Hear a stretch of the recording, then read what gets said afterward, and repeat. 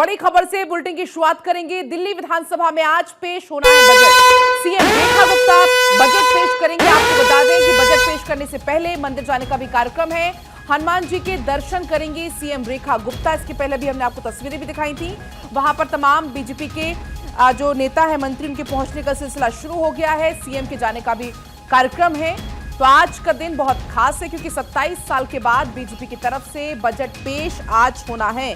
CM Rekha Gupta budget पेश करेंगी। दिल्ली की आम जनता को बजट से कई सारी उम्मीदें हैं।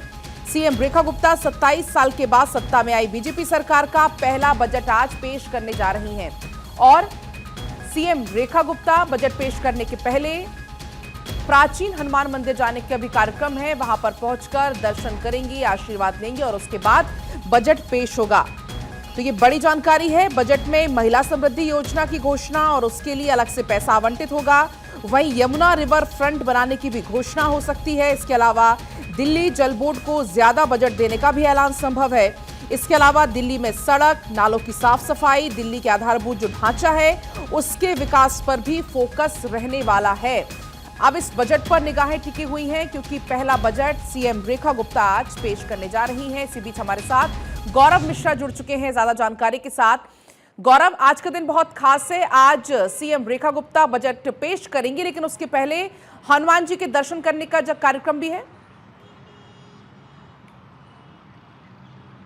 बिल्कुल प्रकाश, पलक देखिए, जिस तरीके से अगर हम बात करें, आज दिल्ली का बजट आना है और कहीं ना कहीं 26 साल बाद एक ऐसा मौका है भारतीय जनता पार्टी के लिए कि जब दिल्ली में डबल इंजन की सरकार है और इस बार जनता को उम्मीदें भी इस बजट से बहुत ज़्यादा है। आप देखिए कि इस बजट के पेश होने से ठीक पहले जिस तरीके से अगर हम हनुमान मंदिर की बात करें कनॉट प्लेस में, वहाँ पर तमाम दिल्ली सरकार के जो मंत्री हैं उनके पहुँचने का क्रम जारी है क्योंकि आज मंगलवार का दिन है और हनुमान जी का दिन है। तो जाहिर सी बात है, दिल्ली की जनता का आज मंगल होना है। तो उसके ठीक पहले जो पूजा पाठ है वो दिल्ली की मुख्यमंत्री रेखा गुप्ता अब से थोड़ी देर बाद कनॉट प्लेस स्थित हनुमान मंदिर पहुंचेंगी, पूजा पाठ करेंगी और उसके बाद सीधे वो वहां से निकलेंगी और 9:45 तक वो विधानसभा पहुंच जाएंगी। उसके बाद कैबिनेट की एक बैठक होनी है और उसके बाद आगे की जो प्रक्रिया है वो शुरू हो जाएगी। यानी 11 बजे के आसपास जो है बजट जो है वो आज दिल्ली में पेश किया जाएगा दिल्ली का। अब इस बजट की अगर हम बात करें तो ये बजट बहुत ज़्यादा महत्वपूर्ण हो जाता है, खास करके भारतीय जनता पार्टी के लिए, क्योंकि प्रधानमंत्री नरेंद्र मोदी लगातार इस बात को अपनी जनसभाओं में कह रहे थे चुनाव के दौरान कि डबल इंजन की सरकार डबल माइलेज के साथ काम करेगी। और आप देखिए कि वो समय आ गया है जब आज दिल्ली की जनता को वो सौगात मिलना है। अगर इस बजट की बात करें तो जो सूत्र बता रहे हैं, तकरीबन 80,000 करोड़ रुपए का जो बजट का आवंटन है वो दिल्ली सरकार की तरफ से आज किया जाएगा। उसमें सबसे ज़्यादा जो ध्यान है वो शिक्षा और स्वास्थ्य पे इस बार सरकार अपना देगी, क्योंकि इससे पहले अगर हम देखें पूर्व की जो सरकार थी आम आदमी पार्टी की, उन्होंने भी शिक्षा और स्वास्थ्य पे अपने बजट को हमेशा से ही खर्च करने का काम किया। इसके अलावा लोगों की निगाहें टिकी हुई हैं महिला समृद्धि योजना की। अगर हम बात करें 8 मार्च, उसकी लॉन्चिंग तो मार्च में हो गई थी महिला दिवस के दिन, लेकिन उसको अब उन महिलाओं तक पहुंचाना है। तो उसके लिए जो फंड है, जो राशि है वो भी आवंटित की जाएगी। तो देखना होगा कि महिला सम्मान निधि के लिए जो राशि है वो कितनी आवंटित की जाती है, क्योंकि दिल्ली में तकरीबन 20 लाख महिलाओं को इसका सीधा लाभ जो है वो सरकार देगी। इसके अलावा अगर हम बात करें दिल्ली के अंदर जो बिजली की अगर हम बात करें तो कल एक सवाल जवाब के दौरान विधानसभा में ही आशीष सूद ने इस बात को कहा था, जो कि दिल्ली सरकार में मंत्री हैं, कि आने वाले दिनों में बिजली के जो रेट हैं सरकार बढ़ा सकती है। इस पर इमरान मसूद, जो कि आम आदमी, इस पर जिस तरीके से अगर बात करें इमरान हुसैन की, तो उन्होंने इस बात को कहा था कि ये जो सरकार है ये जनता पर बोझ डालने की तैयारी है। आपको ध्यान हो कि पिछले 10 साल में दिल्ली के अंदर अगर हम बिजली की बात करें तो आम आदमी पार्टी की जब सरकार थी उन्होंने इसकी दरों को बढ़ाने का काम नहीं किया। तो जाहिर सी बात है कि तमाम ऐसे मुद्दे होंगे जो अब इस बजट में बड़े नाप के चलना होगा, किस तरीके से इसको खर्च करना है। इसके अलावा यमुना कॉरिडोर बनाने की बात चल रही, यमुना पर एक कॉरिडोर का निर्माण किया जाएगा, तो उसके लिए भी जो बजट है वो आवंटित किया जाएगा। कितना वो बजट होगा ये भी देखना होगा। इसके अलावा अगर हम बात करें डीटीसी की, हम बात करें जो कि दिल्ली में बसों की सेवाएं हैं, उसमें जो महिलाएं यात्रा करती हैं, आम आदमी पार्टी की सरकार ने उन बसों की यात्राओं को फ्री किया था महिलाओं के लिए। तो देखना होगा कि उसके उसके लिए किस तरीके का बजट का आवंटन किया जाता है। और एक सबसे बड़ी बात यह है कि जितनी जो योजनाएं दिल्ली में चल रही थी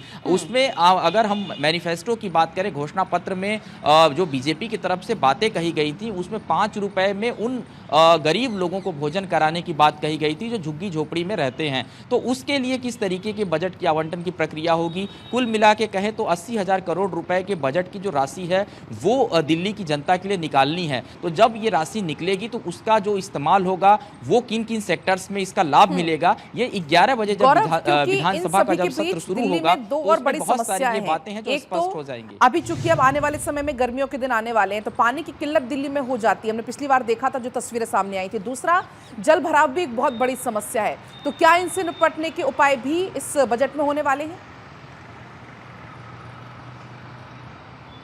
निश्चित तौर पे देखिए पलक, सबसे बड़ी बात यह है कि राजधानी दिल्ली में एक पानी को लेकर के पूरा जो एक्शन प्लान है वो दिल्ली सरकार की तरफ से तैयार किया जा रहा है, क्योंकि जाहिर सी बात है कि जो मई जून का जो महीना होता है वो दिल्ली के लिए बहुत ही पीड़ादायक होता है, खास करके उन हिस्सों में जो संगम विहार हैं और ऐसे तमाम हिस्से हैं जहां पीने के पानी की समस्याएं होती हैं। तो इसको लेकर के भी सरकार लगातार जो है कोशिश कर रही है कि इस समस्या को भी निपटाया जाए। यानी कि हम कह सकते हैं कि इसके लिए एक अलग से जो बजट का जो प्रावधान है वो किया जाएगा और जिन हिस्सों में पीने के पानी की समस्याएं हैं उसको भी खत्म करने की तरफ ध्यान दिया जाएगा। और इसको लेकर के ग्राउंड पे जो मंत्री हैं, कैबिनेट मंत्री दिल्ली सरकार के, लगातार वो जा रहे हैं, बातचीत कर रहे हैं लोगों से। जिन जगहों पे पाइपलाइन की समस्या है वहां भी कोशिश की जा रही है कि जल्दी से जल्दी उन समस्याओं को सुलझाने का काम किया जा सके। इसके अलावा अब पड़ोसी राज्य की अगर हम बात करें हरियाणा की, तो वहां भी बीजेपी की सरकार है, तो लिहाजा यमुना से जो पानी लेने की बात है और बैराज के तरफ से जो पानी छोड़ा जाता है हमेशा, यानी कि जो एक पानी को लेकर के बार बार समस्या होती थी, आम आदमी पार्टी की जब सरकार थी वो पत्र लिखती थी कि पीने का पानी चाहिए, उधर से पानी भेजा जाता था, कई बार विवाद होता था। तो इस बार इस तरीके का शायद विवाद देखने को ना मिले, क्योंकि दोनों ही राज्यों में भारतीय जनता पार्टी की सरकार है। तो पीने के पानी की समस्या हो और दिल्ली में चाहे इस्तेमाल करने वाले पानी की बात करें तो इस बार दिक्कतें नहीं होंगी। उस पर एक खास एक्शन प्लान की जो तैयारी है वो की जा रही है। इसके अलावा आपको बता दें कि आज इस बजट सत्र की अगर हम शुरुआत की बात करें, ये निश्चित तौर पर आज दिल्ली का बजट पेश किया जाएगा और कल इस पूरे बजट पे सदन के अंदर चर्चा किया जाएगा। जो पार्टी के जो विधायक है वो अपनी अपनी तरफ से अपनी बातों को रखेंगे। तो ये एक पूरी जो प्रक्रिया है विधानसभा की उसको आज इस बजट सत्र के साथ शुरू कर दिया जाएगा। लेकिन अगर हम बात करें, सबकी निगाहें जो है टिकी हुई हैं कि दिल्ली के अंदर जो आम आदमी पार्टी की तमाम योजनाएं चल रही थी, जिसको हम ये कह दें कि पूरी तरीके से फ्री थी, जो जनहित में लोगों के हिस्से में थी, क्या इस बजट के बाद उन सभी योजनाओं को परंपरागत तरीके से भारतीय जनता पार्टी आगे कंटिन्यू रखेगी? ये दिल्ली की जनता के मन के अंदर लगातार जो ये सवाल है ये बना हुआ है। दूसरी सबसे बड़ी बात है कि जिन इलाकों में झुग्गियां थीं वहां पर प्रधानमंत्री आवास योजना के तहत आवास बनने हैं। चुनाव से ठीक पहले तकरीबन 1600 आवास जो थे बने थे।